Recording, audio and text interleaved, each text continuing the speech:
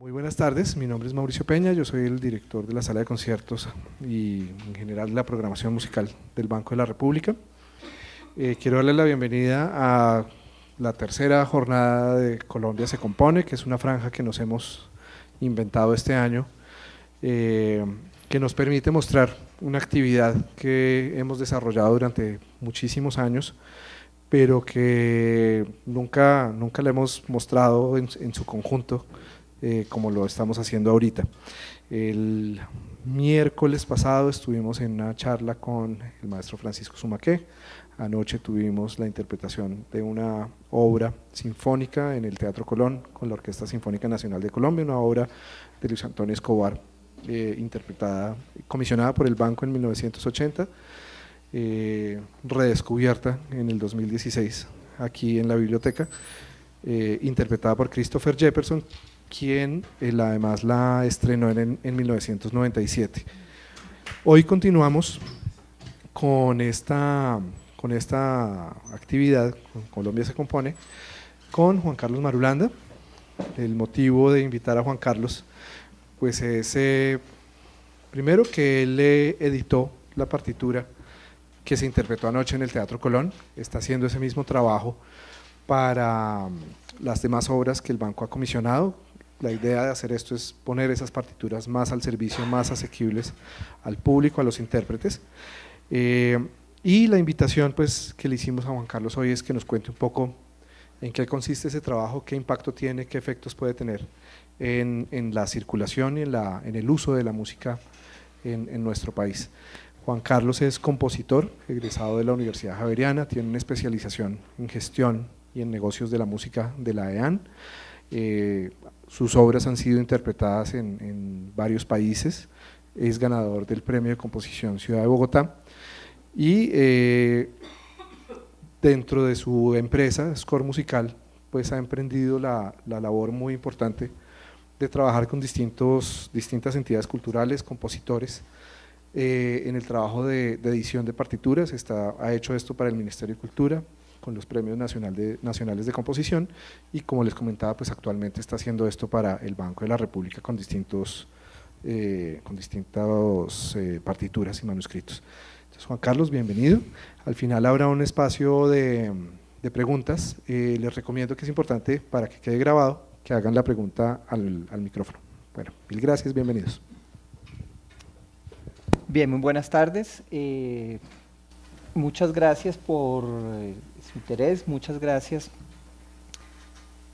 al Banco de la República por este espacio y sobre todo por la oportunidad de poder reflexionar un poco y mostrar pues, el trabajo que venimos haciendo y darnos cuenta que realmente pues, se están haciendo cosas.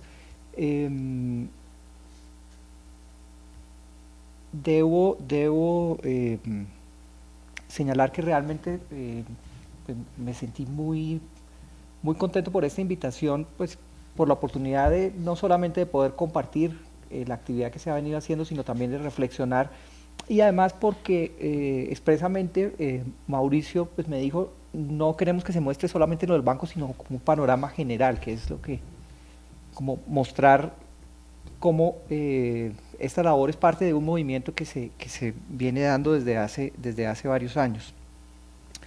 Quiero iniciar con un par de videos muy corticos que pues nos muestran algunas cosas. Aquí vemos un poco como lo que está en el imaginario de lo que nos permite hacer hoy en día la tecnología, y es la posibilidad pues, de recuperar música que está en documentos, manuscritos, muchas veces condenada al olvido, y ponerla en una forma más legible y sobre todo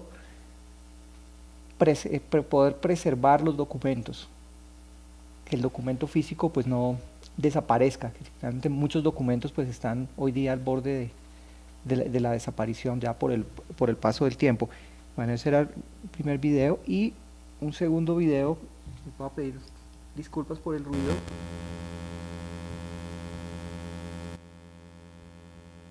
Y bueno, ahora comentamos algo sobre él. At Henley headquarters we met with a man whose knowledge of metal plate engraving is rivaled by few people alive today. Hans Kühner gave us a fascinating demonstration of this ancient craft.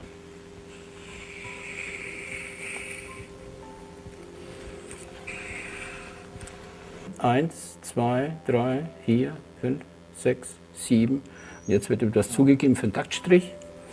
Dann kommt der nächste Takt. 1, 2, 3, 4, 5. Halbe Note.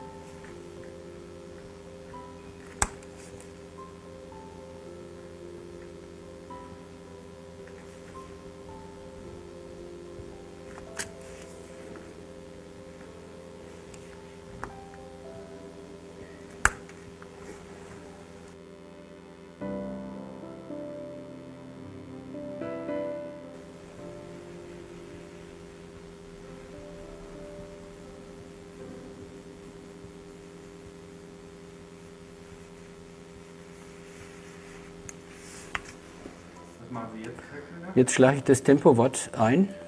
In dem Fall ist es Andantino, Espressivo Assai. Da nehme ich den entsprechenden Buchstaben aus dem Satzkasten und schnapp und setze den auf die vorher eingezeichnete Linie an und schlage Buchstabe für Buchstabe nach hinten.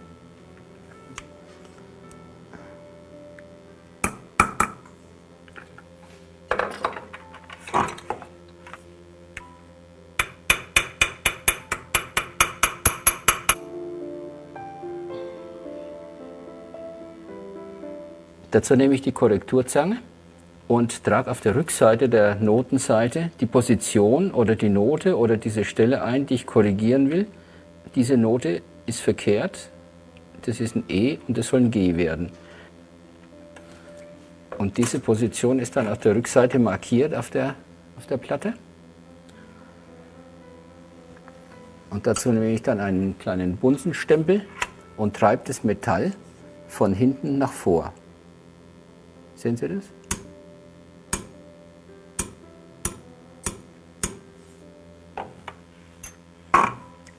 So, das ist die Korrektur.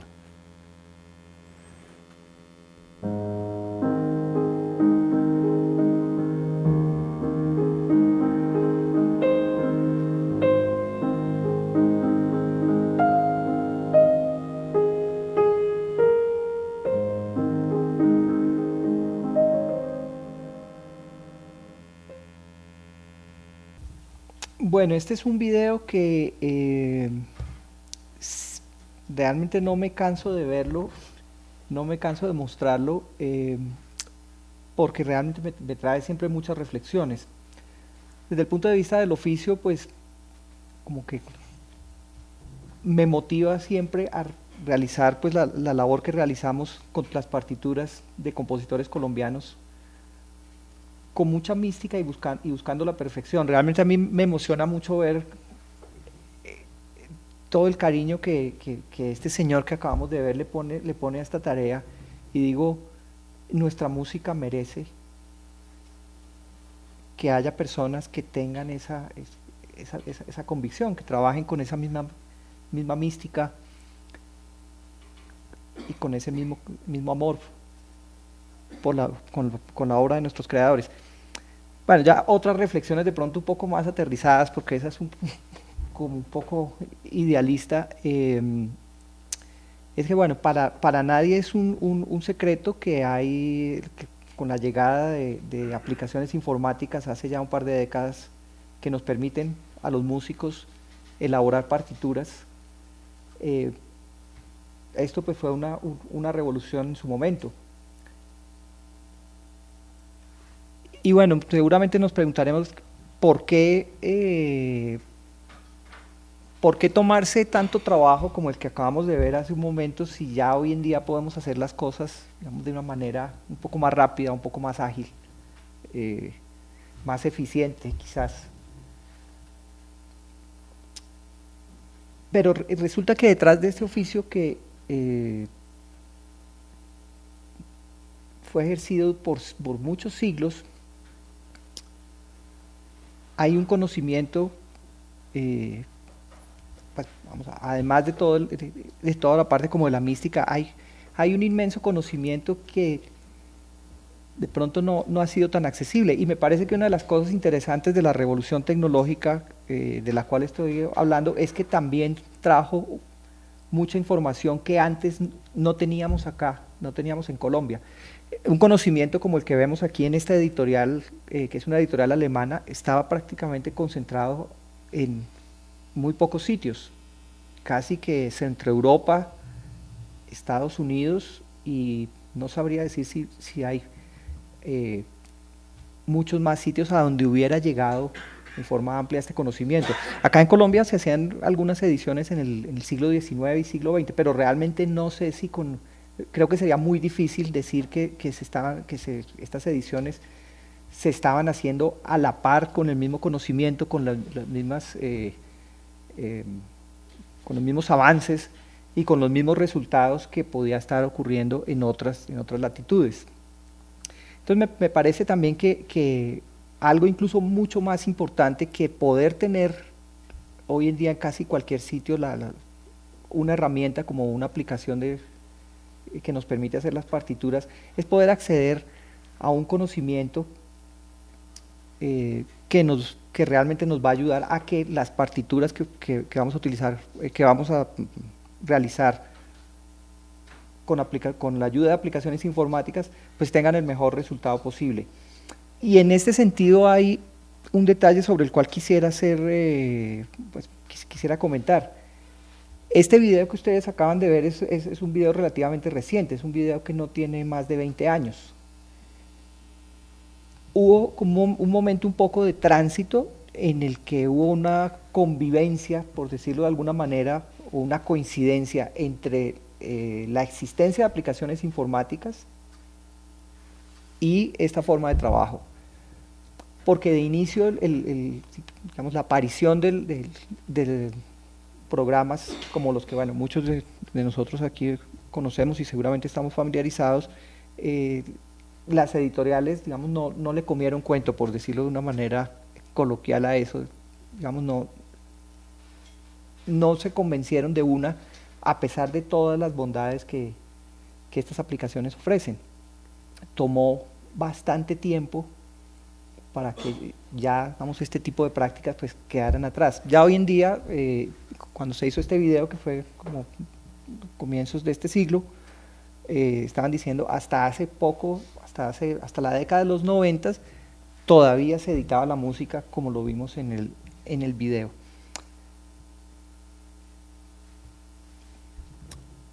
Entonces creo que realmente lo que es más valioso que tener los programas es poder acceder a mucha información, que es la gran ventaja que tenemos hoy día, acceder a mucha información que nos permite desarrollar este oficio con los mejores estándares.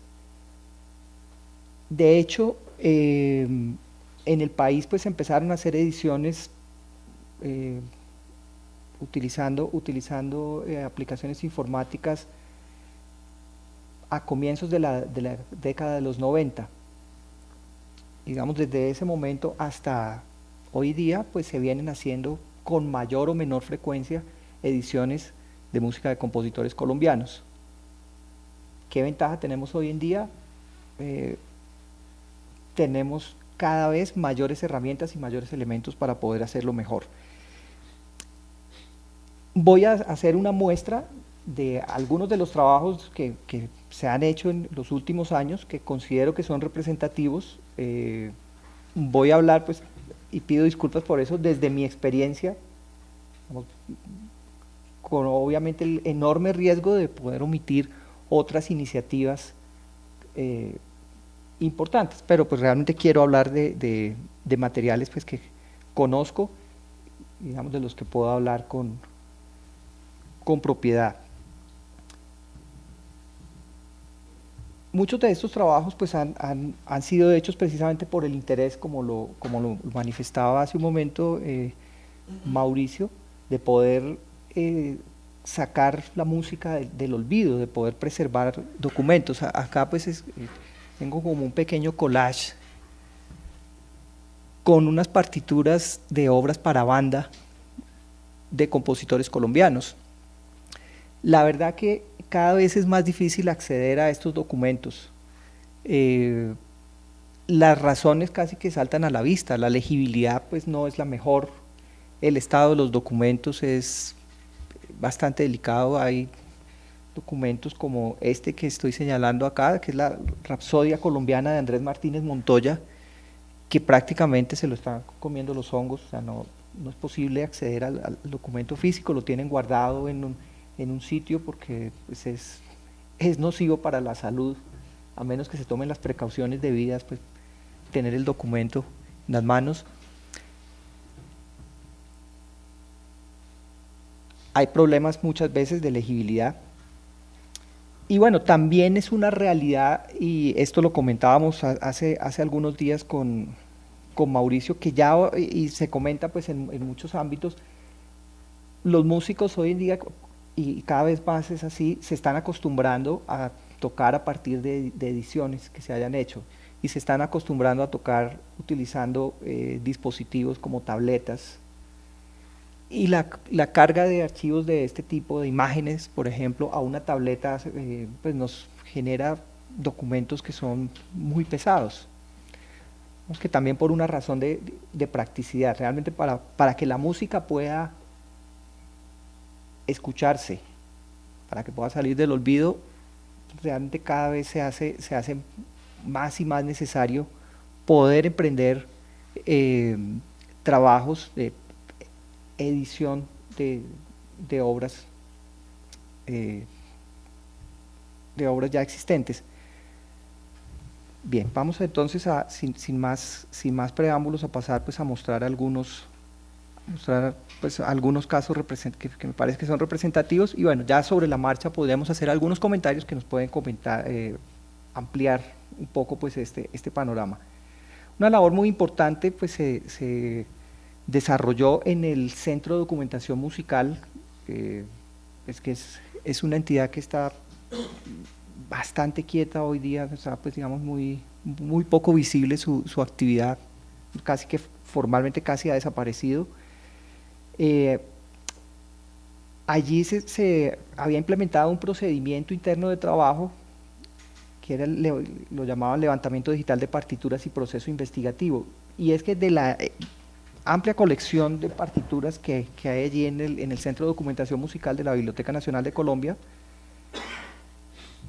se decidió aplicar un proceso especial a algunas de las obras, tratando pues de cubrir pues un número importante de obras, aunque por la profundidad del proceso, digamos que era imposible pensar en que todas las obras pudieran ser cubiertas. ¿En qué consistía este proceso? Este proceso consistía en generar copias, reproducciones digitales de las partituras originales, las cuales permitían elaborar nuevas ediciones durante la elaboración de esas nuevas ediciones era posible efectuar algunas revisiones sobre las obras, que fue un punto que, un detalle que omití comentar hace un momento y que también es muy importante cuando se piensa en la edición de obras musicales, y que todo este tipo de documentos pudieran quedar almacenados en medios digitales, poder ser dispuestos para el uso del público, es decir, llegar mucho más allá de lo que pueden llegar en la situación en que estaban, que era pues, guardados en un anaquel. Entonces, bueno, acá pues como algunos de los criterios que se tenían en cuenta allí, vamos que voy a pasar sin dar muchos detalles sobre esto, porque hay bastante por mostrar. Quisiera de pronto decir que un poco el enfoque de esta labor, más que dedicarse, por ejemplo, a la obra de un solo compositor específico, era tratar de cubrir la mayor cantidad de compositores, la mayor cantidad de géneros musicales, obviamente con muchas limitaciones de recursos. Al final de todo el proceso, no solamente quedaban los documentos para consulta correspondientes a reproducción de la partitura original, fuera manuscrita o fuera una edición antigua, o, bueno, fuera en el estado que estuviera, la nueva partitura editada, sino además una ficha técnica que presenta como toda una síntesis del proceso que se llevó a cabo con las obras, incluyendo, cuando fuera necesario señalarlo, los ajustes o las decisiones que pudieran haber sido necesario tomar sobre la obra. Estuve haciendo una revisión del número de obras que pasaron por este proceso y me da más de 100. Hay 19 obras orquestales, 10 obras para banda, 30 obras de cámara, 21 piezas para instrumento solo, 13 obras corales, 10 obras vocales y hay 2 piezas para otros formatos. Digamos que el número puede estar entre 105 y 110. Algunas de estas obras han estado colgadas en la página web de la Biblioteca Nacional. Con otras ha habido muchas dificultades porque por la gestión de los derechos de autor, no siempre se ha logrado obtener las autorizaciones, pese a que por lo general la mayoría de los compositores, bueno, en el caso de este proceso, de este proyecto, la mayoría de los compositores ya están fallecidos.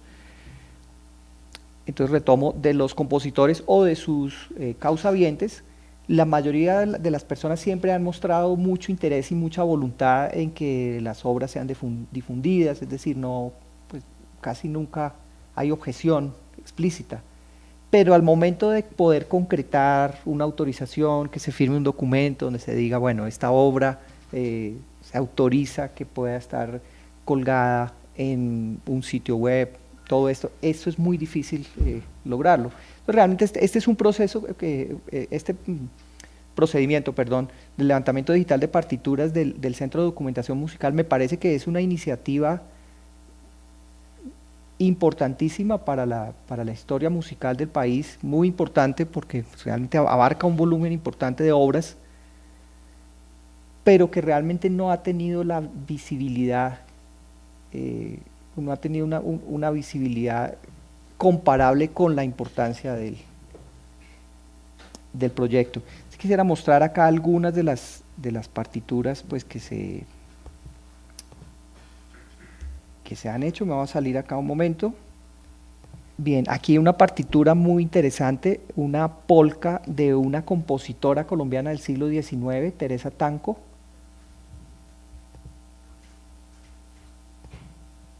Y efectivamente pues se hizo la edición de este material. Bueno, voy a pasar muy rápidamente por los ejemplos porque realmente quiero mostrar los más que pueda.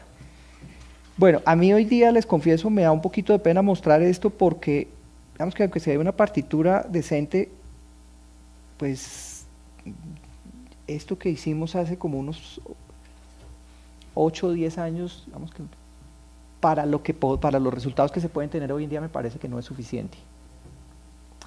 Y de hecho me parece que y es algo sobre lo que sí quisiera hacer como un llamado a la reflexión, y es que aplicaciones informáticas como las que existen hoy día en el mercado, que son pues absolutamente maravillosas, creo que el mayor valor que tienen es que nos permite acercarnos a la perfección, pero muchas veces la visión que se tiene de estas herramientas es más la rapidez. Listo, podemos sacar partes instrumentales de una obra así, con casi que solo, o sea, casi que sería como un mago, o sea, mientras hago así con los dedos puedo hacer clic y ya salen unas partes. Casi que se tiene esa idea.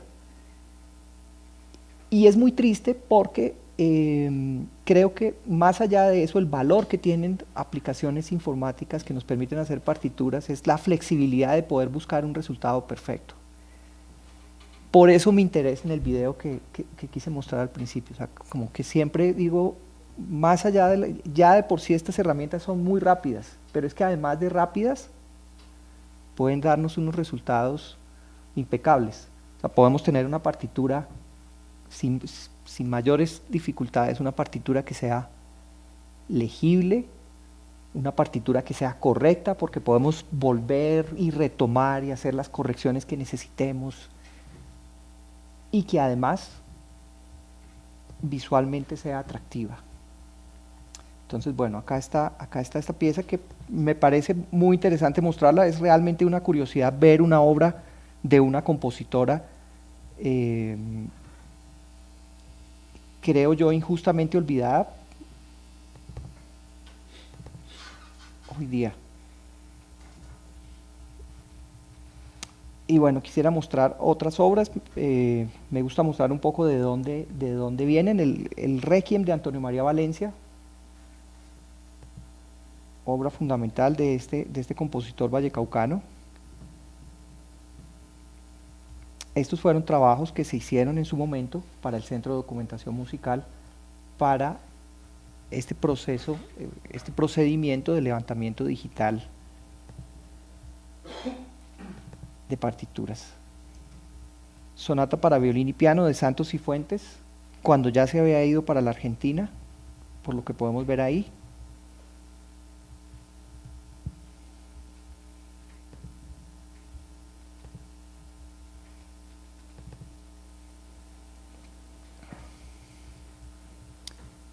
Y el ver y poder,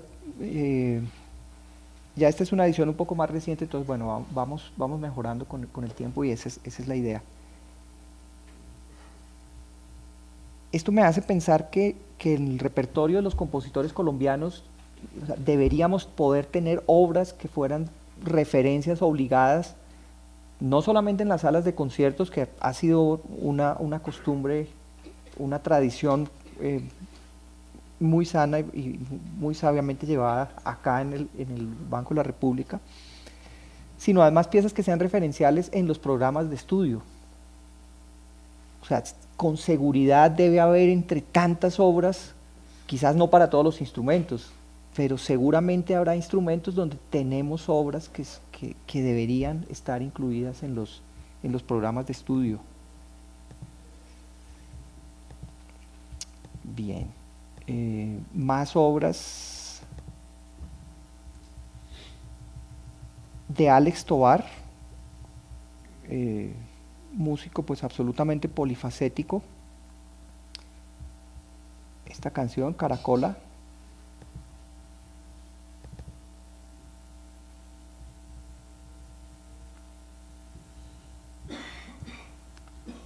Pues realmente es una labor muy importante que prácticamente más de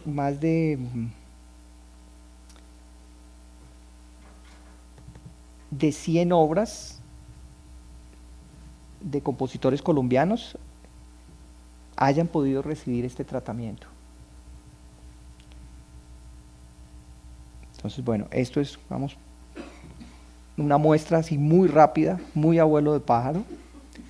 de lo que en su momento pues se hizo con el Centro de Documentación Musical.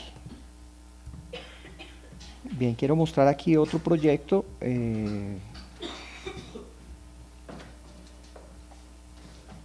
Retomamos aquí con la Universidad de los Andes la ópera Esther, que fue la primera ópera que se escribió en Colombia, de José María Ponce de León, un trabajo del investigador Rondi Torres de la Universidad de los Andes, quien se ocupó de armar la partitura desde los materiales existentes, hacer revisiones, estuvo pues obviamente pendiente de que todo el tiempo de esta publicación, de esta obra se hizo el montaje, que se ha hecho un círculo, todo un círculo completo. Hizo la reducción para piano, que digamos que la partitura de trabajo para los cantantes, que había algo, pero digamos, se tomó el trabajo de rehacer y preparar una partitura que fuera absolutamente funcional. Y este es un material que está publicado, fue publicado por la Universidad de los Andes. Creo que una de las mayores dificultades que tenemos en esta labor, y lo comentábamos precisamente en estos días, en el marco del encuentro de investigación y documentación musical organizado por el área de música del Ministerio de Cultura, es que no se sabe en el país no conocemos lo que está ocurriendo en la comunidad musical en este tipo de iniciativas y bueno, en muchas otras. O sea, no se sabe qué estamos escribiendo, los investigadores entonces dicen es que los colegas no se citan entre sí, porque no se sabe qué hay, no se sabe entonces si vamos por esta vía qué partituras se están editando, o la información pues se queda como apenas en unos pocos. Entonces bueno, seguramente algunos de estos productos que estamos viendo ahora serán conocidos, pero qué bueno sería que hubiera una forma que, por decirlo coloquialmente, se regara la bola, o sea, que todo el mundo en la comunidad musical pues supiera lo que se está haciendo y lo que está ocurriendo. Bien. Otro proyecto sumamente ambicioso también, que me parece que está muy en la sombra, la edición de la obra para piano de Pedro Morales Pino, un proyecto llevado a cabo por el Ministerio de Cultura,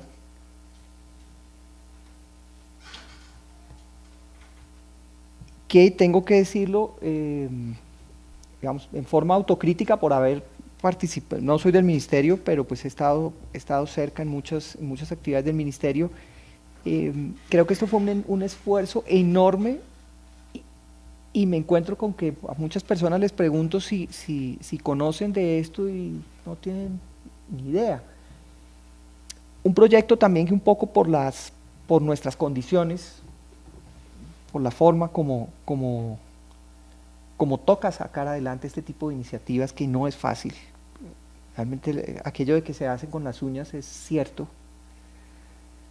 No solamente por la escasez de recursos económicos, sino también porque hay que buscar cómo lograr entrar con este tipo de proyectos dentro de las lógicas de ciertas instituciones. Este fue un proyecto que se hizo volando. Y me toca aquí lamentablemente admitir que tuvimos que descartar obras porque no teníamos el tiempo de desentrañar las partituras, porque es un proyecto que se hizo en unos pocos meses. Se hizo con mucho juicio, se hizo con mucho cuidado, pero también precisamente por esas velocidades es difícil saber si no se puedan haber colado aquí errores. Muchas veces en nuestro país hace falta la mano de un editor o de un investigador que pueda decir, bueno, sí, esta obra ahí donde está está correctamente editada, o tuve que hacer estos ajustes, o hubo que hacer estas correcciones porque hay inconsistencias en uno u otro. estamos todavía muy en la lógica en nuestro país de que esto es una actividad mecánica que, bueno, toca sacarla rápidamente porque hay que mostrar resultados, y lamentablemente a veces la música pues puede sufrir por eso. Realmente lo más saludable en el caso de este y de muchos proyectos es pues que la música pueda foguearse antes de tener una publicación, que se pueda poner en un atril, que pueda ser leída, que pueda ser incluso pues presentada en concierto. Entonces, bueno, yo creo que en ese sentido, creo que se ha ido avanzando. Me parece que se van teniendo pues experiencias, cada vez más constructivas en esa parte. Pero este realmente es un proyecto enorme y que debería ser pues mucho más ampliamente conocido al interior de la comunidad musical. Un compendio de obras sinfónicas de Adolfo Mejía, una edición que hicimos para el Instituto de Bellas Artes y Ciencias de Bolívar, Cartagena. Entonces, bueno, acá tenemos una colección de obras orquestales de Adolfo Mejía. No está incluida toda su obra,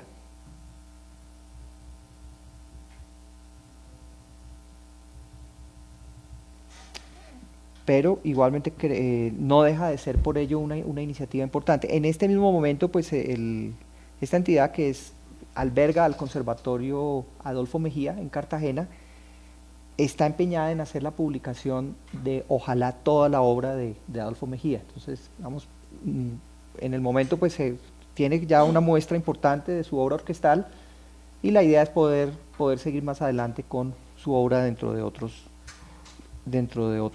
formatos.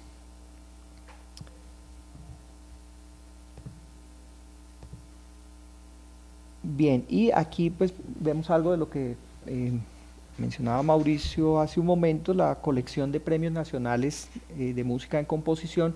Hemos tenido la oportunidad de colaborar en algunas de las publicaciones. Esta es la del premios de los años 2015 y 2016, y digamos que es otro tipo de trabajo. Digamos que no sería en rigor un trabajo patrimonial pues en todo el sentido de la palabra. Los compositores pues muchos de ellos pues creo que todos están vivos o casi todos. De este proyecto quise traerlo porque aquí trabajamos en una modalidad muy particular, y fue trabajar de la mano con el compositor, o sea, prácticamente llevar al compositor a que él produjera una partitura con unos estándares, con una calidad del resultado final que fuera publicable. Digamos que este fue un proceso diferente, he querido traerlo por eso, y pues también para mostrar que, qué pena que se me fue la partitura, aquí está. También para mostrar un poco que el oficio del editor, el oficio que hacemos con las partituras, tiene un campo de acción también en la música que se está escribiendo hoy en día, porque el ser compositor, digamos, no hace que por derecha ya se tenga el conocimiento absoluto de cómo se debe elaborar una partitura. Debo decir, sin embargo, que hay compositores que en esto pues son excelentes, o sea, porque obviamente se preocupan por estudiar, por adentrarse, por informarse y tener los elementos para hacer una partitura de la mejor manera posible. Bueno, debo decir que Daniel Cuéllar en ese sentido ha sido muy juicioso, y realmente pues hubo que ayudarlo relativamente poco, pero pues precisamente por ese interés que él siempre mostró y por esa dedicación al trabajo, pues se produjo también un excelente resultado.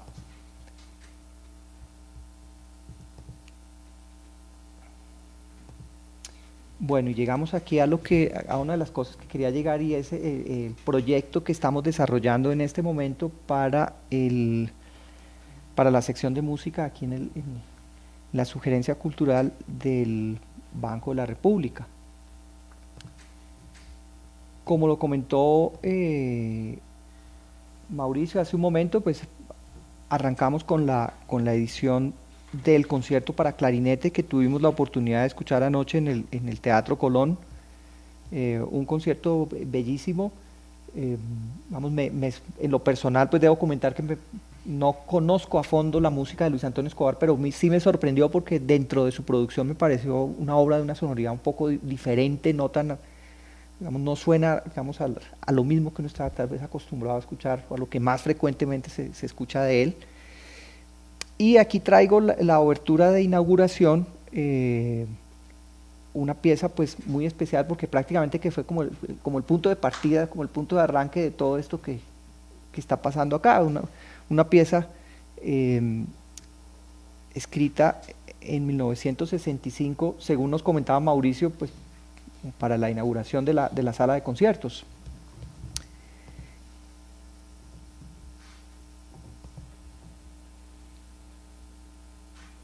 Esta es la partitura como está quedando en este momento, digamos, como ya la tenemos, que está en proceso en este momento. O sea, aquí está la partitura, pero sí nos interesa mucho que la partitura pueda ser revisada y, como les decía hace un momento, el hecho de estar trabajando con una herramienta flexible, como lo es una aplicación de informática, pues nos va a permitir aquí hacer los ajustes y las correcciones o las anotaciones que sean necesarias.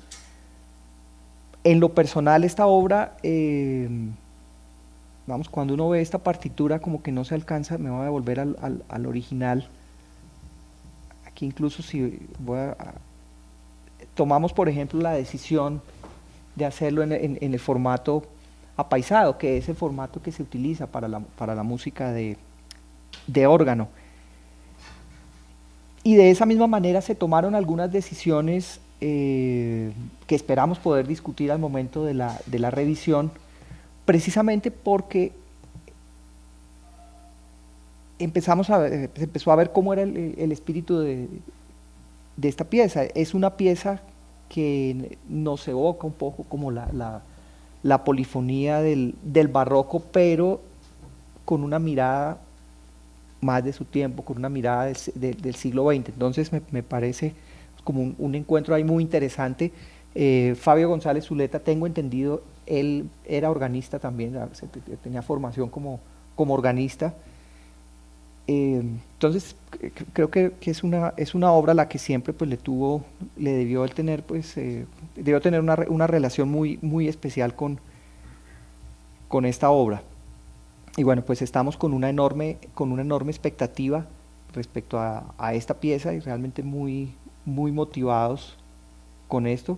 Otra obra también sobre la que hemos venido trabajando y que también estamos a la espera de poder tener pues ese proceso de reflexión, ese proceso de discusión, la obra Visiones de Jesús Pinzón.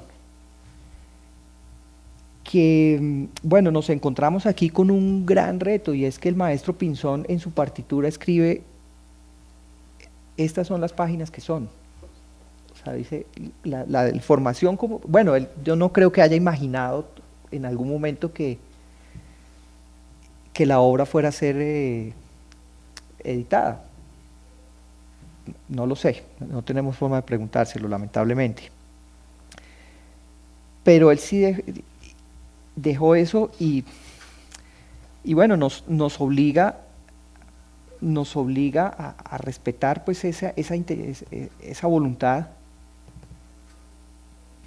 Pero bueno, también hay consideraciones que hay que tener en cuenta. Sí, por ejemplo, él dice, esa es la primera página que él tenía, entonces ya cuando se coloca en el formato, cuando se edita, vamos, con todas las de la ley, por decirlo de alguna manera,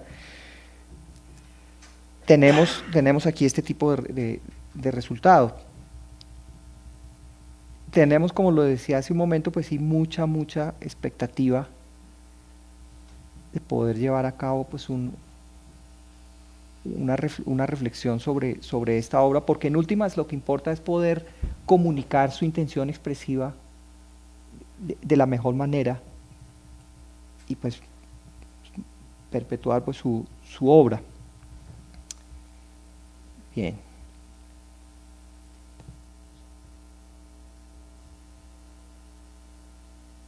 Y por último, porque ya se está acabando el tiempo, quiero mostrar pues un proyecto en el que he venido trabajando durante los últimos meses. Acá pues volvemos a esto, y es el proyecto Legado de Banda, 10 obras colombianas para banda sinfónica, obras del repertorio del siglo XX. La expectativa con este proyecto es que ya las partituras finales puedan ser interpretadas el año entrante. Ya hay comprometidas varias agrupaciones para hacerlo. Y bueno, aquí digamos, como para no alargar mucho el cuento, la importancia de este proyecto radica en que, paradójicamente, aunque nuestro país tiene un gran movimiento de bandas que ha sido ya reconocido más allá de nuestras fronteras, este movimiento no tiene una conexión vital con su pasado. Su pasado está en la banda nacional, en la música que se escribió para la banda nacional, por muchas razones. Y vuelvo aquí un poco a lo que comentaba ahora. Bueno, es que los documentos pues están en un estado lamentable, a veces están incompletos, no hay partes, bueno, etcétera. Pero además de todo eso, resulta que el formato de la banda nacional era diferente al formato que tienen las bandas hoy día, porque pues el tiempo ha pasado y bueno, pues han salido instrumentos, se han incorporado otros. El caso es que, para resumir, la música colombiana para banda de buena parte del siglo XX, si la ponemos la ponemos en atriles de las bandas hoy día, no necesariamente va a tener dificultades para funcionar. Y este proyecto pues apunta a eso, apunta a que esas grandes obras, esas obras muy importantes que hay en nuestro repertorio nacional, que se escribieron destacados compositores, puedan volver a sonar, y que ese movimiento tan vivo que hay hoy día pueda conectarse con ese repertorio. Y por qué no pensar en que haya bandas no solamente de nuestro país que puedan acceder a este repertorio, y buscando que haya precisamente ese interés. La selección de obras pues sí tendió a irse más hacia el repertorio que es puramente de concierto. Voy a mostrar ahora alguna de estas partituras. Voy a hablar de una de las obras, que es la obra Boyacá, de Gonzalo Vidal, que está aquí. Gonzalo Vidal, no sé si todos somos conscientes de eso, fue un compositor muy reconocido en su momento, con una particular importancia en la producción de música pianística. Se dice, se le ha colocado incluso a la par de Calvo en importancia, pero casi que cuando uno pregunta hoy en día, dice no, pues nos acordamos de Gonzalo Vidal porque fue el autor del himno de Antioquia. Aquí precisamente está con la banda departamental de la cual él era director. Pero bueno, nos preguntaremos por qué Boyacá, o sea, ¿qué tiene que ver Boyacá con Antioquia? Resulta que en 1919, el año entrante, van a ser 100 años de eso, con motivo en su momento del centenario de la batalla de Boyacá. Entonces, bueno, 100 años de independencia, en ese momento van a ser 200, hubo un concurso de composición, de obras para orquesta. Este concurso lo ganó Daniel Zamudio, que era un compositor bogotano, con una obra que se llama Marcha Triunfal, que aparece grabada en, si no estoy mal, me recordará el maestro Rodolfo, en los clásicos colombianos, en la colección de clásicos colombianos que sacó Colcultura en los años 90, al igual que estaba la sinfonía de González Zuleta que mostramos hace un momento. De esa sinfonía aparecía únicamente el primer movimiento en estas grabaciones. Gonzalo Vidal escribió para este concurso una marcha a la cual le puso por título Boyacá, que quedó en segundo lugar. Bueno, si bien a veces con las obras ganadoras de los concursos quedan también un poco relegadas, los segundos puestos pues no corren mejor suerte, y hoy en día pues es una obra que no se recuerda, pero que tiene realmente mucho interés, y es la obra que da inicio a este proyecto Legado de Banda. Es decir, que el año entrante pues se va a tocar una obra de 100 años de antigüedad que en su momento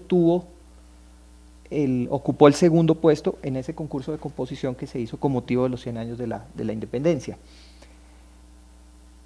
Pero bueno, la pregunta es si la obra era original para orquesta, ¿de dónde sale la partitura de banda? Y bueno, creo que aquí en esta foto puede uno imaginarse ya la respuesta a esta pregunta, y es que Gonzalo Vidal, siendo director de banda, y no sabemos qué tantas posibilidades tuvo de escuchar su obra para orquesta, produjo una versión para banda. De esta versión únicamente hay partes instrumentales, y hay de pronto algunas anotaciones muy en borrador de lo que sería una partitura general. Entonces el trabajo sobre esta obra consistió en elaborar una nueva versión para banda, actualizada para los formatos que tenemos hoy día. Y voy a hacer aquí una confesión, Iván, no me voy a alargar mucho. Finalmente, y lo ve uno aquí en el formato de esta agrupación, la versión para banda de la obra de Vidal tenía muchas limitaciones por el formato, porque prácticamente que su sección de maderas casi que eran solamente unos clarinetes, y en una banda pues tenemos muchos más instrumentos de las maderas, tenemos pícolo, flautas, oboes, bueno, los clarinetes, fagotes, los saxofones también están ahí. Fue necesario entonces hacer como una comparación entre la información que había en la partitura de banda y la de orquesta para producir pues esta nueva versión, que la voy a mostrar. La partitura de Boyacá, olvidé comentarlo hace un momento, era una de las que estaba en ese collage por allá en la esquina superior izquierda. Esa era una de las partituras de Boyacá, de la cual la única información que teníamos tanto de la partitura para banda como la de orquesta era un set de partes instrumentales y una pequeña reducción donde estaban las voces, sin mayores anotaciones de quién hace qué, sino simplemente las voces como para tener una idea de cómo funciona la armonía y dónde están los temas, etc. Entonces, pues bueno, esta digamos es una muestra, diría yo, muy pequeña de iniciativas que se han venido llevando a cabo. Hablo pues desde mi experiencia, que es lo que puedo hablar, en aras de la conservación y sobre todo la divulgación y circulación de la obra de los compositores colombianos. Al respecto, pues realmente hay muchísimo más que hacer, porque la cantidad de obras que existen, la cantidad de obras que se producen también es enorme. Pero esto es un poco lo que se ha venido haciendo, y Colombia se compone pues es un espacio que nos permite mostrar y ser conscientes de toda esta realidad. Bien, 6 en punto, creo que me paso para las preguntas, pero bueno, sí quisiera dar espacio a las preguntas, que me parece que lo más interesante es escucharlos a ustedes y poder entablar un diálogo. ¿Alguno quiere realizar alguna pregunta?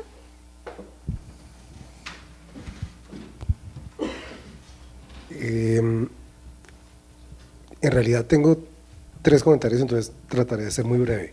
Uno es respecto al proyecto de edición de partituras de las obras comisionadas por el banco, lo que mostraron de González Zuleta y de Pinzón, y algo que mencionaba acerca de la posibilidad de incorporar otras reflexiones para llegar a una partitura óptima, las decisiones que mostraba de la obra para órgano apaisada, y la posibilidad de eventual, supondría yo, de consultar con el organista, por ejemplo, qué sé yo, de la catedral o alguna cosa así, Pero específicamente en el caso de Pinzón, pues sé que no se ha consultado, por ejemplo, con el ensamble CG, que hemos sido quienes más hemos tocado esa obra, no solamente acá, sino como en 3 otros países.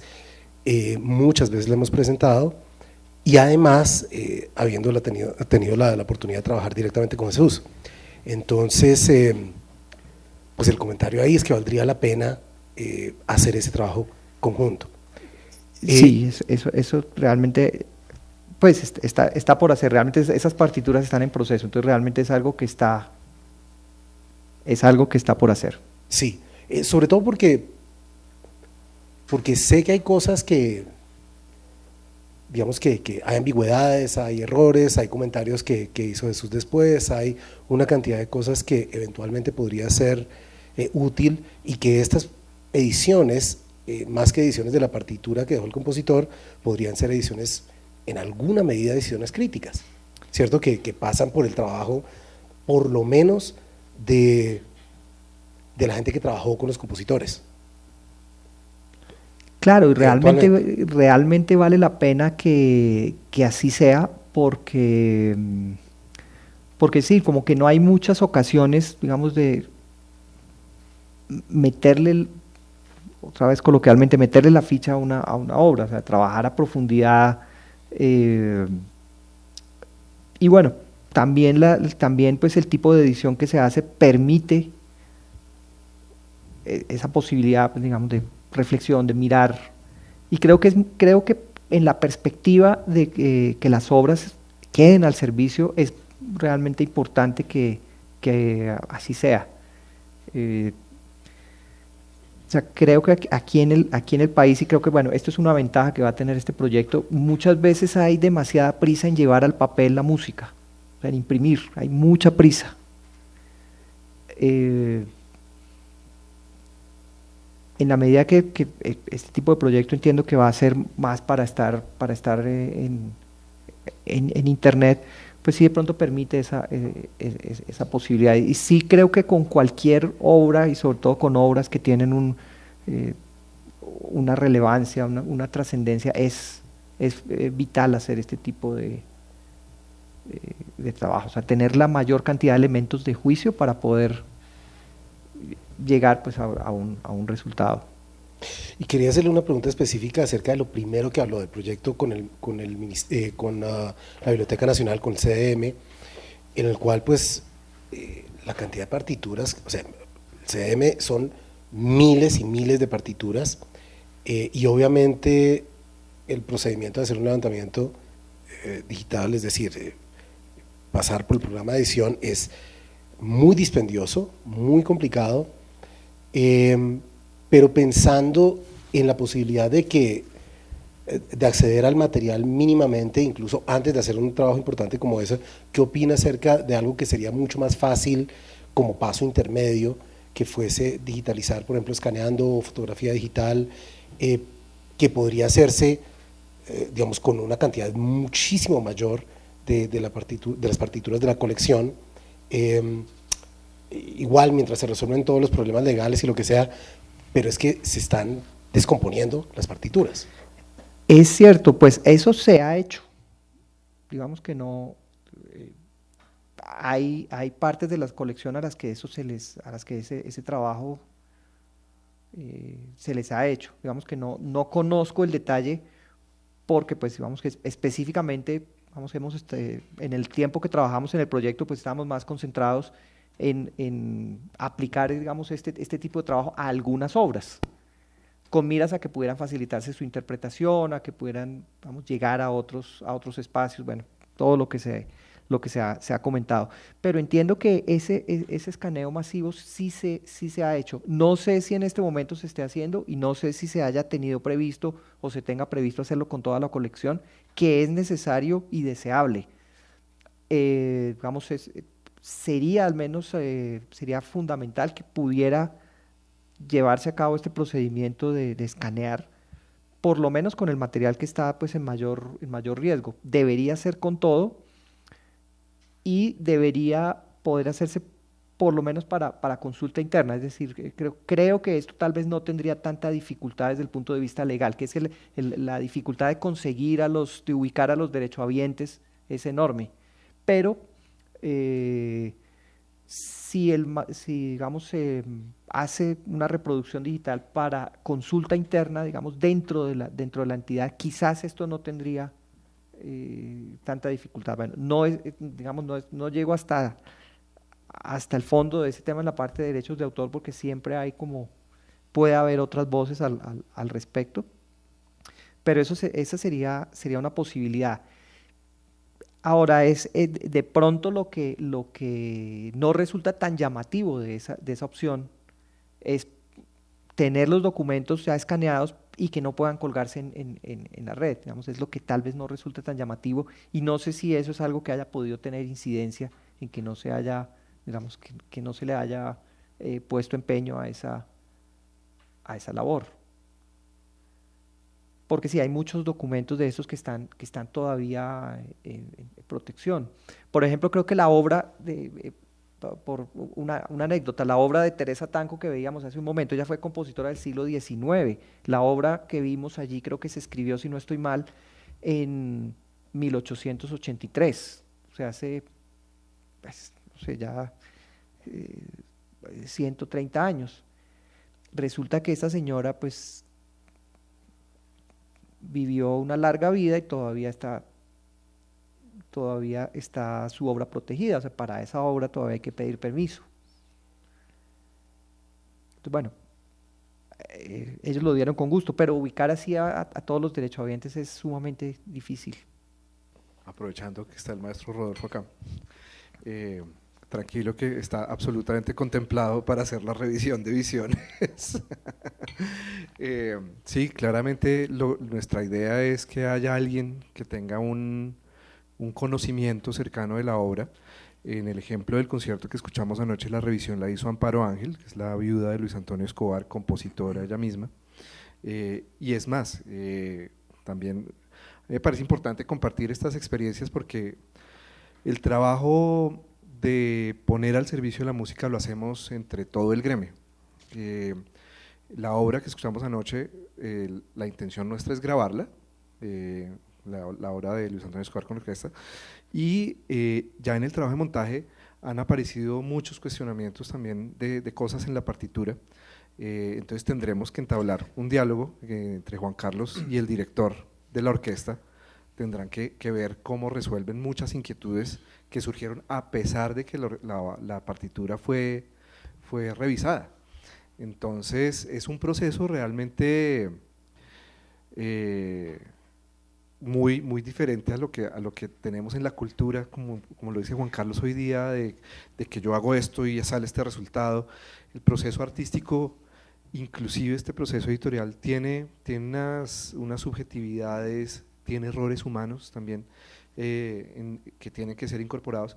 Entonces, yo lo que he vivido mucho en este proceso es aprender a cómo llevar mejor el proceso, teniendo siempre en mente el resultado artístico, o sea que esto tiene un objetivo estético, humanístico, y no de logro objetivo de resultado de llevarse uno la medalla o un premio, o decir que ya tengo la partitura hecha a pesar de que esté con dificultades. Entonces ese proceso sí lo tenemos muy contemplado, y eso surge también del hecho de estar metidos en una biblioteca, de ver lo que es preservar, la labor de preservar el conocimiento de nuestro país y el conocimiento universal, pero sobre todo si nosotros como biblioteca colombiana no estamos participando en el proceso de preservar, proteger, poner en uso el material colombiano, pues estamos fuera de sintonía con todo.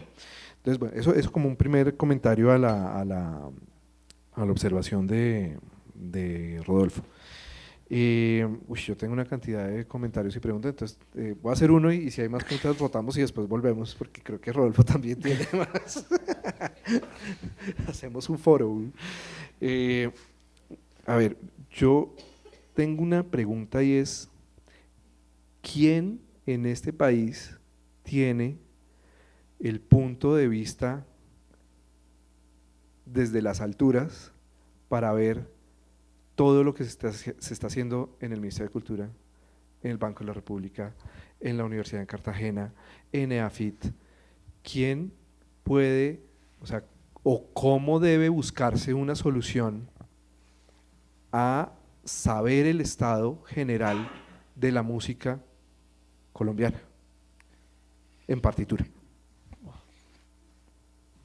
Pregunta sumamente difícil. Pues creo que se planteó, en esta semana se planteó en el espacio del foro, del encuentro, perdón, del encuentro de investigación y documentación musical, porque realmente es una gran necesidad. Poco lo que decía ahora yo, como tomando del pelo coloquialmente, es que sí, no, la comunidad musical misma no sabe lo que está pasando. No sé, publicaciones como, bueno, me parece que por ejemplo lo de la primera ópera que se escribió en Colombia, es que todos deberíamos estar enterados que salió esa publicación, y asimismo muchas otras de las que estamos viendo acá. Pues creo que precisamente es un reto, o sea, es algo por resolver. ¿Tendría uno la expectativa de que una entidad como el Centro de Documentación Musical, por ejemplo, pues pudiera tener este panorama? Pero sabemos pues que en este momento el centro en la práctica está casi desaparecido, que funciona todavía la consulta de las partituras, pero como ente, pues sí, prácticamente no, casi que no existe. Pero sí es un reto, es algo que está por resolver, que haya ese panorama. O sea, este panorama que vi acá, que muestro acá, lo tengo yo porque he trabajado ahí, pero entonces desconozco, por ejemplo, de otros colegas, de otros que puedan haber estado en este oficio. Sí, yo creo que eso tendría que ser tarea de un ente como el CDM, y creo que además, por lo menos para lo que es publicado, no solamente lo que es editado, sino lo que es publicado, y creo que la herramienta de la Biblioteca Nacional está en el ¿cómo se llama? El registro. Sí, o sea que todo lo que es publicado se supone que ellos deben recibir Ahora, hay una... el depósito legal. Ahora, Exacto. hay una cosa, y es, bueno, hay digamos otro, al menos receptor de información ahí, que es la Cámara Colombiana del Libro. Acá en Colombia tenemos, digamos, fue una iniciativa pues absolutamente sorprendente, y es que alguien un día, a una persona cualquiera se le ocurrió, dijo, ¿por qué no creamos una agencia, por qué no tenemos en Colombia una agencia ISMN? Resulta que Colombia es de los pocos países en América Latina, casi de los únicos, donde se pueden obtener registros ISMN, que son los de las partituras, los de International Standard Music Number. Entonces, finalmente, cuando se expiden esos registros, pues ahí se va formando, digamos, por el listado de los registros se va formando pues como un listado de las publicaciones que hay. Le toca a uno entrar ahí y mirar qué publicaciones se han hecho. Pero sí, debería ser algo mucho más formal, y que hubiera un canal mucho más directo con la comunidad musical, porque pues sinceramente no me imagino a la comunidad musical entrando a la agencia, a la Cámara Colombiana del Libro, al sitio web, a buscar en la agencia ISMN a ver qué se ha registrado. Debería haber un canal mucho más directo, el medio debería poderse enterar.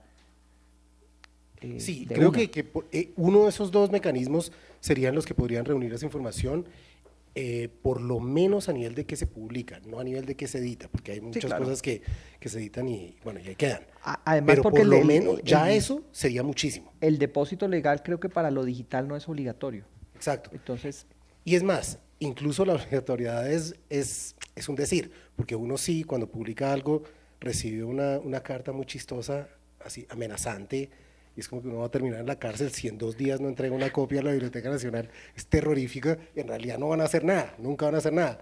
Pero es que creo que esas son por lo como menos, unas cartas que se por lo menos generan lo obliga a uno a ir a entregar. automáticamente, porque le llegan con remisión de las 4 de la mañana, o sea, es como una máquina que va mandando los correos Las amenazas. Sí. Sí, es tremendo. Pero bueno, en el fondo sí sería importantísimo y por lo menos por ahí hay la posibilidad de hacerlo. Lo otro es que un centro de documentación musical que sí funcionase podría, y vuelvo a la idea de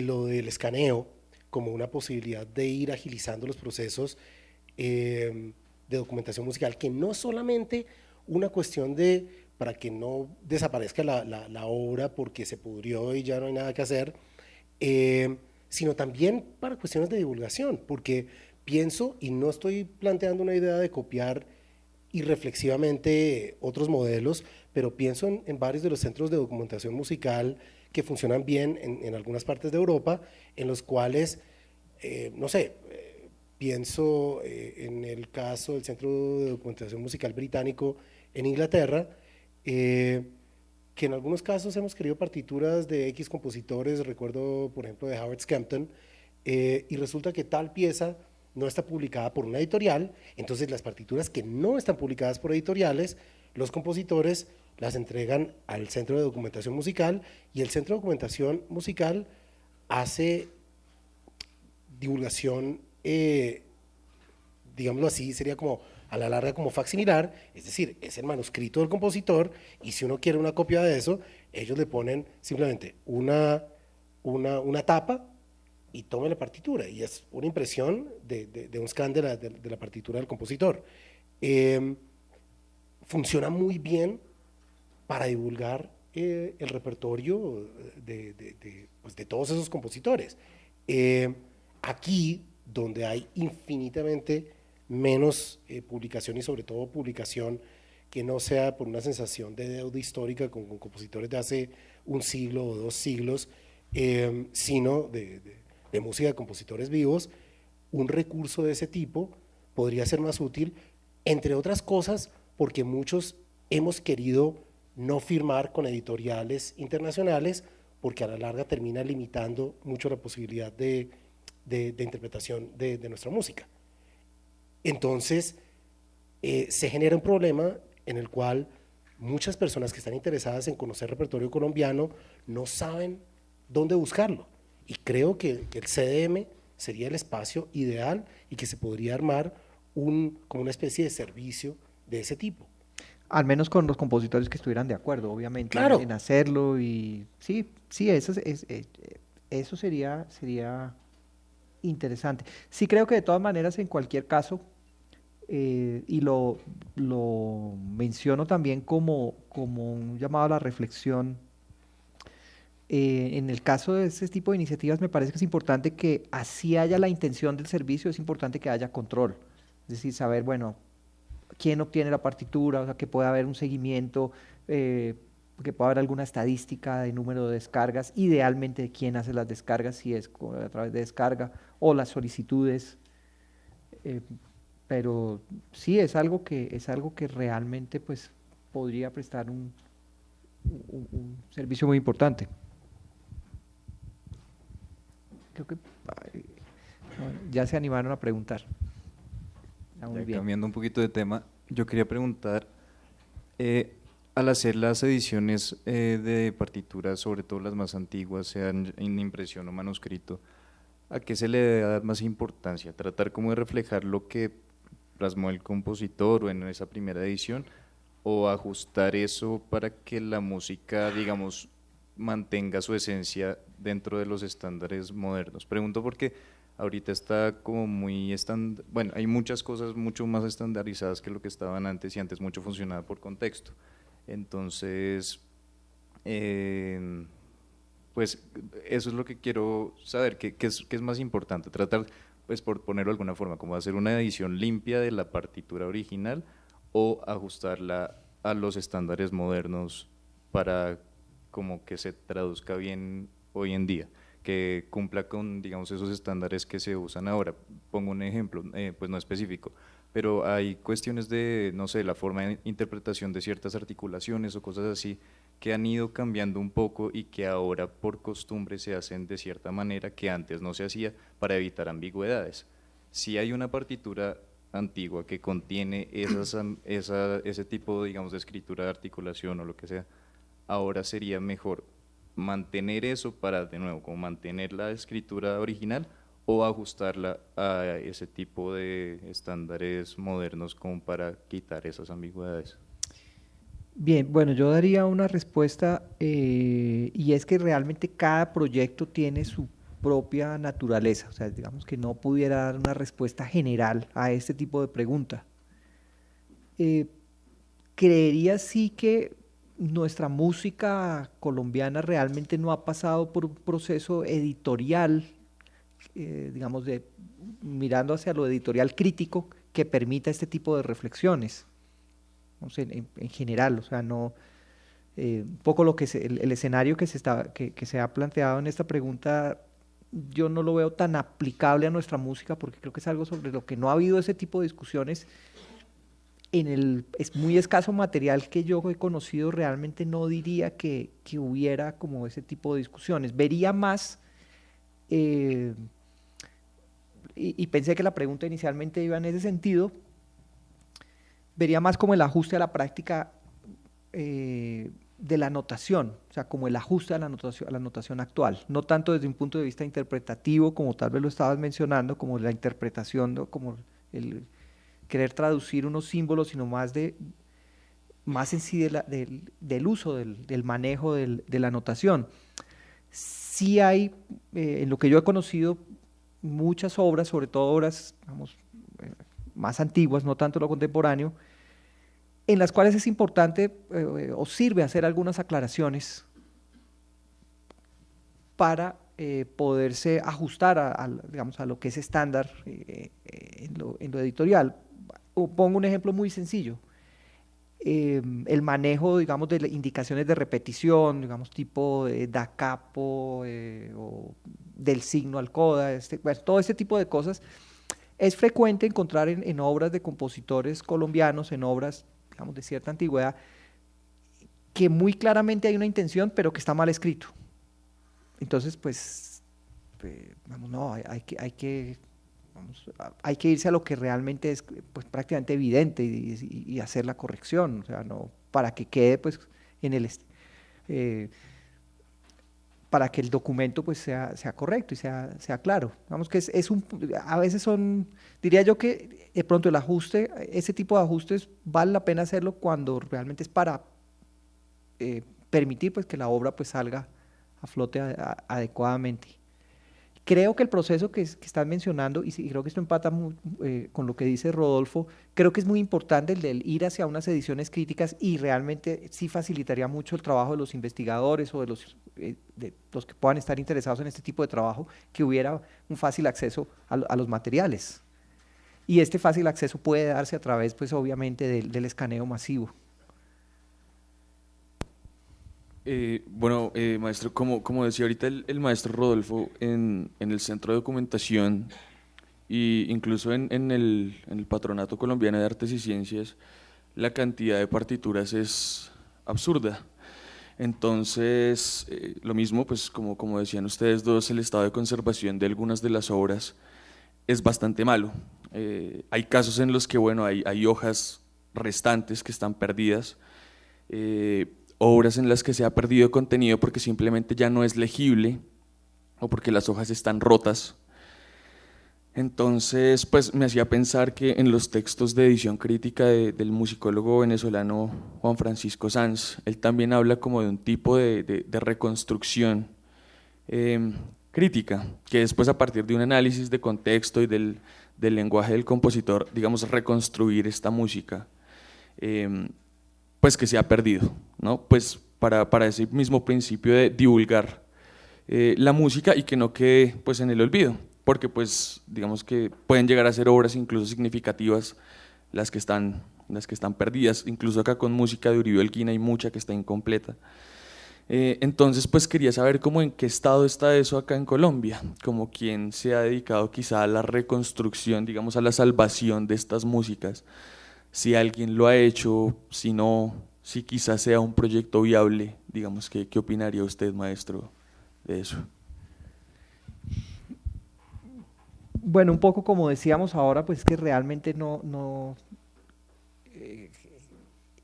es tan claro el panorama. Como no sabemos qué es lo que está pasando, pues a veces es difícil saber quién está haciendo ciertas tareas, quién está haciendo eso, por ejemplo, eso que tú dices.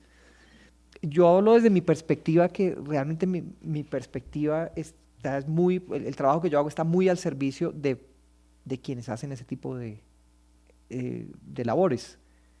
En lo que yo he podido observar realmente no es mucho, sobre todo en el tema de la reconstrucción, o sea, como de tratar de, bueno, hay cosas que están perdidas, es complicado. Tuvimos alguna vez una experiencia con la maestra Lian Duque, digamos, no traje ese ejemplo que me parecía muy clave, pero por el rigor de que fueran colombianos, porque ella hizo un trabajo sobre la música de Nicolás Quevedo Rachadel, que fue un músico venezolano que llegó como edecán de Simón Bolívar y que es el antepasado de compositores como Julio Quevedo y Guillermo Quevedo de Zipaquirá. Sí recuerdo que ahí hubo que hacer reconstrucción de algunas piezas porque simplemente había partituras que ya no eran legibles, había alguna que le había caído un manchón de tinta, o había cosas que los manuscritos estaban muy mal, y un poco como mirando el estilo, cotejando, se trataba de hacer, de plantear pues algunas soluciones. Hay puntos donde simplemente la situación llega al caso en que es muy difícil hacer una reconstrucción sin hacer una intervención significativa de las obras, y en esos casos casi que es decir, es una lástima, pero toca dejarla ahí. Pero realmente no puedo dar muchas noticias sobre eso porque no sabemos quién anda en esas, realmente es triste decirlo. Bueno, yo aprovecho para comentarles, de pronto es un poco reciente, pero en el 2007 el Ministerio de Cultura y la Biblioteca Nacional publicaron la Política para la Gestión del Patrimonio Documental y Bibliográfico. En este documento, si bien es una política, se puede encontrar información sobre alrededor de 36 entidades en el país que fueron anunciadas en esta política, que tienen de cierta forma alguna relación con la documentación y la gestión de patrimonio documental musical. Entonces los invito a que vean esta política, que es, digamos, creo que un primer paso para que sepan qué instituciones están relacionadas con este tema de conservación de patrimonio. Y bueno, siguiente. Claro que un tema es la conservación del patrimonio, y otro es que ya se logre llegar a hacer las ediciones. Digamos que es algo también que habría que mirar. Yo quería preguntar un poco por digamos, esa labor de los premios de composición. Uh-huh. Me llevan a comentar cómo hemos entendido un poco este proyecto de Colombia se compone, pues lo que estamos mostrando en Colombia se compone, que son el resultado de comisiones de obra que hace el Banco de la República a compositores pues, que obviamente están vivos, y el proyecto de conciertos monográficos que se están recogiendo en discos llamados Retratos de un Compositor. Y no sé cómo llamarlo, no es una filosofía, no es una política, es como el principio, ese es el término, es un principio que nos guía, y es entender que si no protegemos lo que se está creando en este momento y no lo llevamos a un punto de calidad en donde esté recogida la partitura, en donde esté recogida la grabación, en donde además se haga un concierto, pues es muy difícil darle vida, primero a la música, y segundo, realmente preservarla para un uso futuro, estamos hablando de 100, 150 años. Entonces que si bien es un trabajo diferente, porque se está hablando directamente con el compositor, pues sí, en efecto es un trabajo de preservación patrimonial. Así lo hemos considerado en el Banco de la República. Eso como comentario. Pero entonces eso me lleva también a la pregunta, Juan Carlos estudió composición en la Universidad Javeriana, y es en nuestra formación de músicos y en particular de compositores, ¿qué falta en esa formación de la cultura de la preservación? Porque como ustedes mismos lo han expresado, la obra no queda registrada por el compositor, no queda entregada por el compositor a un fondo. O sea, ¿qué falta en esa formación de la disciplina del compositor que le dedica su vida a escribir obras que después terminan perdidas porque nos ha pasado? Pongo el ejemplo de queremos tocar una obra, acudimos al compositor y el compositor le dio la partitura a alguien para que la tocara y nunca volvió a sus manos y nunca guardó una copia y lo que hay es una fotocopia degradada. ¿Qué falta en esa cultura de la composición? Porque obviamente estamos en un país sin una industria editorial fuerte que lo lleve a uno o a un compositor en ese camino. Yo siento que ese es un campo sobre el que no hay realmente mayores reflexiones en nuestros espacios de formación. Vamos, no puedo hablar mucho de ellos porque aunque si bien he participado, he tenido la oportunidad pues, de estar cercano a algunos de ellos, pues no puedo hablar con un conocimiento amplio, actual a la fecha, pero es mi impresión, no sé qué podría comentar Rodolfo al respecto, que estos son temas que realmente muy poco o casi nada se tocan en espacios o momentos de formación, casi todo está concentrado en el oficio. Sí siento que es muy importante tener conciencia precisamente de esa situación, también muy en relación con el derecho autoral, porque creo que son temas que están muy cercanos. Entonces sí, creo también que esa es otra tarea por hacer, ese es otro reto. Creo que además hay un problema en términos de este pensamiento patrimonial, porque en general en la formación que recibimos en composición aquí en Colombia no hay una toma de conciencia respecto al patrimonio de música, sobre todo estoy hablando de música académica en Colombia, como un patrimonio cultural. Hay una cuestión ahí medio desconectada, como si perpetuamente estuviésemos inventando la figura de compositor colombiano.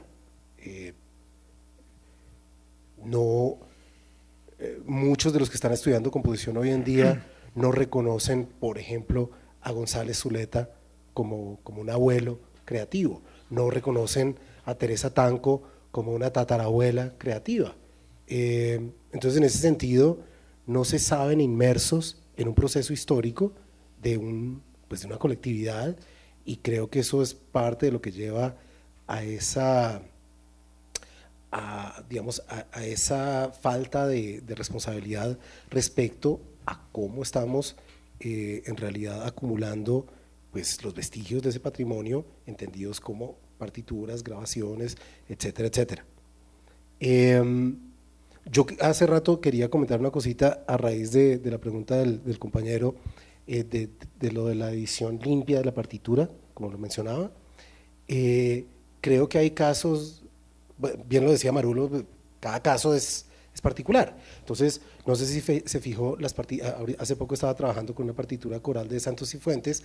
Santos Cifuentes obviamente escribía las plicas que se descuelgan a la antigua, ¿cierto? Descolgada por el lado derecho. Pues ponerla descolgada por el lado izquierdo, pues no cambia nada, ¿cierto? Es medio irrelevante. ¿Por qué no hacerlo? Entonces, ahí es que, digamos, no hay ni que comentarlo. Hay otros casos que son raros, y creo que fue a Marulo el que le pasó hace unos años editando Borda con los cornos, o no sé si fue otra persona. No. Que se estaban rompiendo la cabeza, que era lo que pasaba, que siempre había como unas dudas acerca de si estaba mal, si había unos errores, y qué era lo que estaba pasando, y resulta que Germán Borda, a estas alturas del paseo, escribe los cornos tipo siglo XIX, es decir, la transposición es diferente cuando está en clave de sol, cuando está en clave de fa. Para llegar a eso, o sea, para llegar a darse cuenta del error, eso fue 1000 vueltas. Ya ubicado el error, creo que un aspecto como ese es mejor resolverlo por el lado práctico. Lo único que va a asegurar editar la partitura tal cual, como la tenía en el manuscrito, es que se toque mal si se toca. Entonces ahí creo que no vale la pena. Además, porque está la posibilidad de editar el facsimilar, si se quiere comparar. Exacto. O algo así. Entonces, realmente no.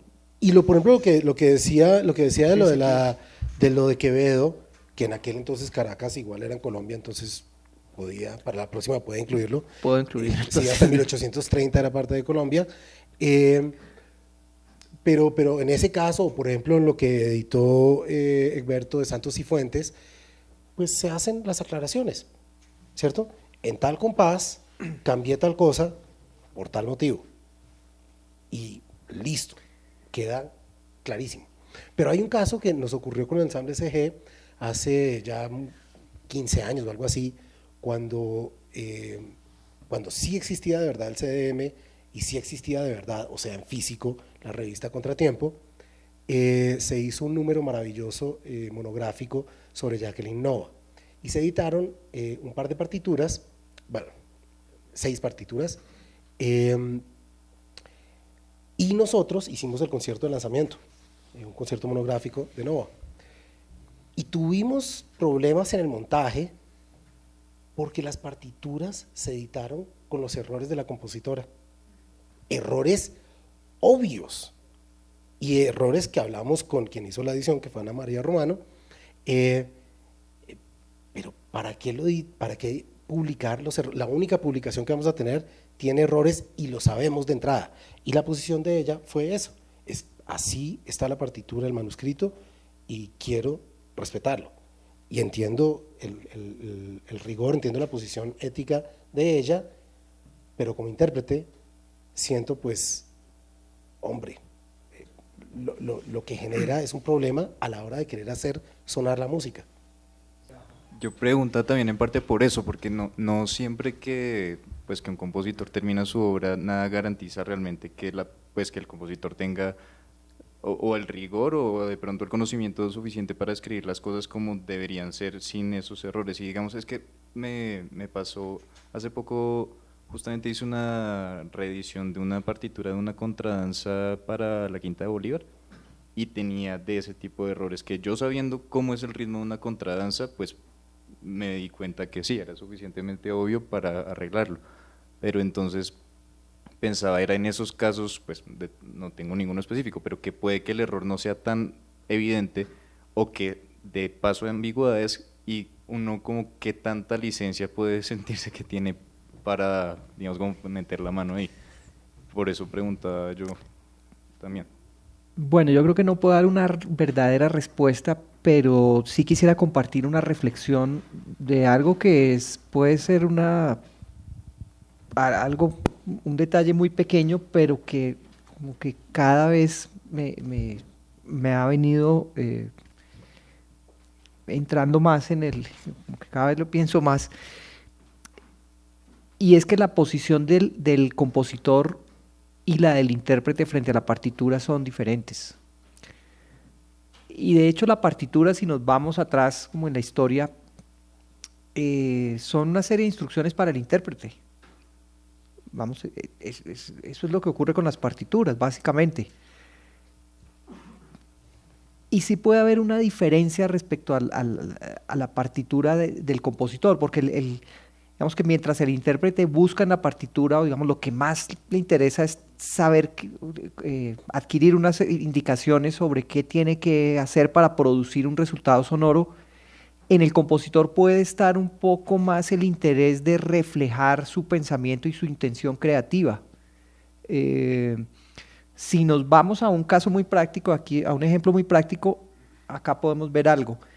Si yo hiciera, digamos, la representación real de lo que suena ahí, no va a ser esa, porque tendría que poner el pícolo, pues si lo quiero tener en nota real, entonces una octava arriba, y ya si nos vamos a las transposiciones de otros instrumentos, pues es mucho más complejo.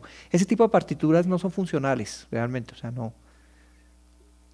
realmente parece ser que las partituras que representan la verdadera intención, que son una transcripción fiel, no son tan importantes, tan funcionales, así nos duela un poco a los compositores, como la partitura que es para el intérprete. En ese orden de ideas, en la práctica como que se nos va un poco más, debemos inclinarnos un poco más hacia el intérprete, hacia esa consideración con el intérprete para que la música pueda sonar. No, Juan Carlos, muchísimas gracias. Yo creo que a mí lo que me encanta es que estas discusiones tenemos que tenerlas y tenemos que juntar a editores, compositores, los centros donde recogemos estos documentos y empezar a, bueno, continuar, porque es que esto no es empezar, o sea, esto es un trabajo que el CDM venía haciendo hace mucho tiempo, en fin, pero yo creo que estas discusiones son bien importantes. Yo quería, por último, y dejarlo consignado en cámara, invitar a todos los compositores. Tenemos la intención aquí en la Biblioteca Luis Ángel Arango de poder albergar sus obras en partituras. Entonces, quien quiera hacer eso, venga, búsquenos. Sabemos que es un trabajo dispendioso, titánico, el tiempo es limitado, los recursos son limitados, pero este es un lugar, este es un depósito importante de material de todo tipo y nos interesa mucho tener las obras de nuestros compositores colombianos aquí disponibles al público. Tenemos distintas maneras de ponerlas en uso del público, tenemos plataformas digitales, tenemos un proyecto que se llama Fondos Abiertos, en donde hoy día se puede consultar, por ejemplo, toda la obra de León de Greiff a nivel digital, la de Marco Palacios también, y queremos que este proyecto de Fondos Abiertos empiece a recoger también la obra de compositores colombianos. Entonces, a todos muchísimas gracias por estar aquí hoy, un viernes, y a Juan Carlos muchísimas gracias por mostrarnos este trabajo y por continuar esta discusión que obviamente enriquece la labor musical de nuestro país. Muchas gracias. Bueno, no, pues muchas gracias y muy contento de estar acá y gracias por la atención, por el interés y por todo lo que pudimos conversar e intercambiar, que creo que nos aporta a todos. Muchas gracias por este espacio.